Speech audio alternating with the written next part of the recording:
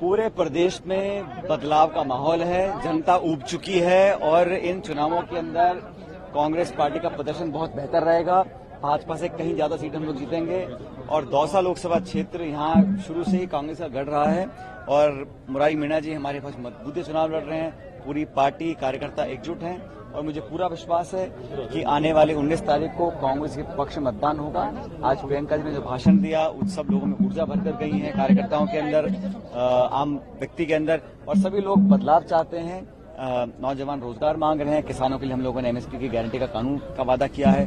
तो कांग्रेस का मैनिफेस्टो, कांग्रेस के उम्मीदवार, कांग्रेस का प्रचार और जनता में जो बदलाव की भावना है उसे देखकर मैं कह सकता हूं कि हम लोग इस बार भाजपा से ज्यादा सीट लेकर आएंगे राजस्थान के अंदर।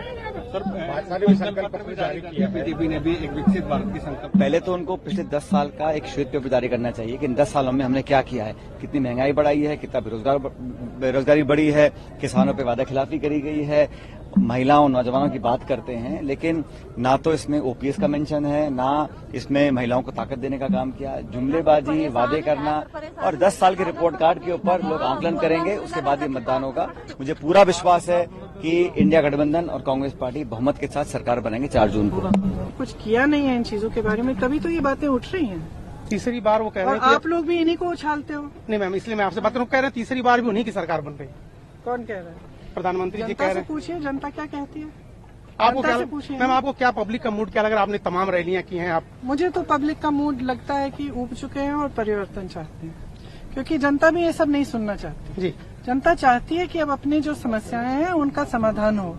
और 10 साल हो गए हैं, बेरोजगारी बढ़ रही है, महंगाई बढ़ रही है, तमाम जो समस्याएं, जनता का जो संघर्ष है वो बहुत ज्यादा बढ़ गया है।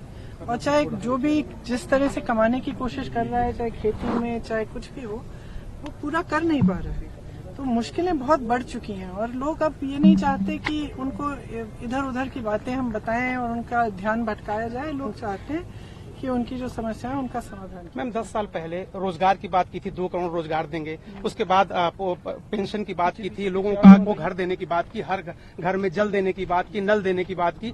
दिया क्या बताइए, अब बताइए दिया क्या?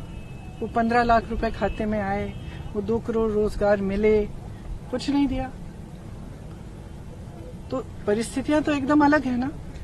परिस्थितियां ये है कि जितने भी आपने वादे किए उनको आपने पूरा नहीं किया। हाँ, इवेंट खूब हुए, G20 हुआ, ये हुआ, वो हुआ, तमाम प्रधानमंत्रियों ने, राष्ट्रपतियों ने कहा कि भाई मोदी जी बहुत महान हैं, ये सब हुआ।